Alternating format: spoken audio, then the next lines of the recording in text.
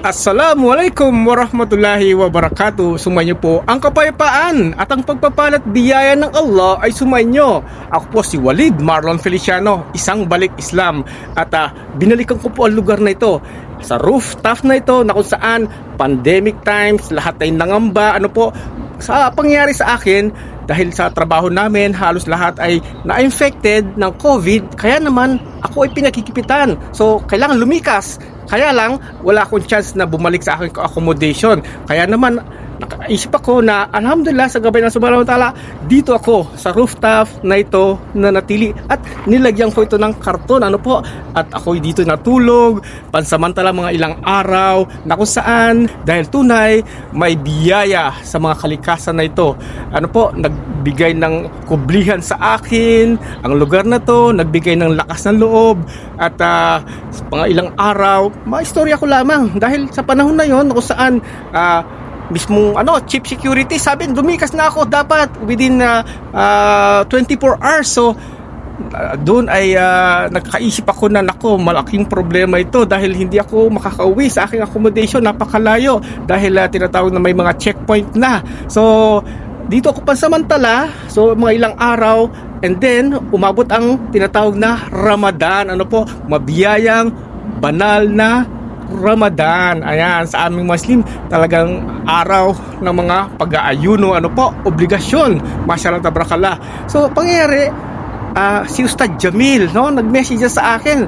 Actually nasa Pilipinas siya noon So kasi sinasabi ko na kailangan ako ay mayroong something na mga kapatiran na mag-accommodate sa kaso tunay sila man nangangamba dahil mismo accommodation nila, mga flat holder ay naghihigpit. So walang chance din na makitira.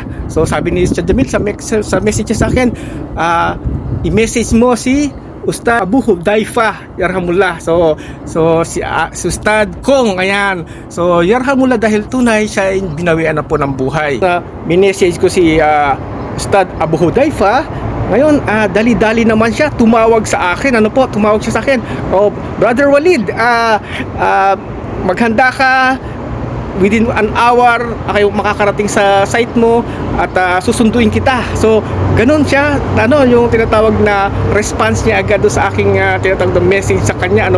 So, dito, alhamdulillah, feel ko talaga sa panahon ng tinatawag na kagipitan ang ating mga ustad katulad nila Ustad Jamil, Ustad Hudaifa, tunay na yung pagmamalasakit, subhanallah, nakita at lumitaw ang mga katotohanan ng tinatawag na sa kapatirang Islam ay kahit sa panahon ng mga kagipitan ay tunay na ikaw ay tutulungan, mashallah tabarakallah. So madaling salita, si Ustad Abu Hudaifa yarhamullah, si Kong so yarhamullah, nawa ay patawarin siya ng Allah subhanahu wa ta'ala sa kanyang managawang pagkakasala at biyahan siya ng napakataas na tinatawag na antas ng paraiso na Firdaus insyaallah. Quran chapter 3 verse 186. Walang pag-aalinlangan na susubukin kayo o mga mananampalataya sa inyong mga kayamanan sa pamagitan ng paggasta neto ng obligado o kusang loob o sa pamagitan ng mga kasiraan na dumarating sa inyong mga kayamanan at ganoon din sa inyong mga sarili, sa mga ipinag-uutos sa inyo na pagsunod at sa mga pangyayari na pagkasugat o pagkamatay at pagkawala ng mga mahal sa buhay, at ito ay nangyayari nang sa gayon ay maihiwalay ang tunay na naniniwala mula sa iba.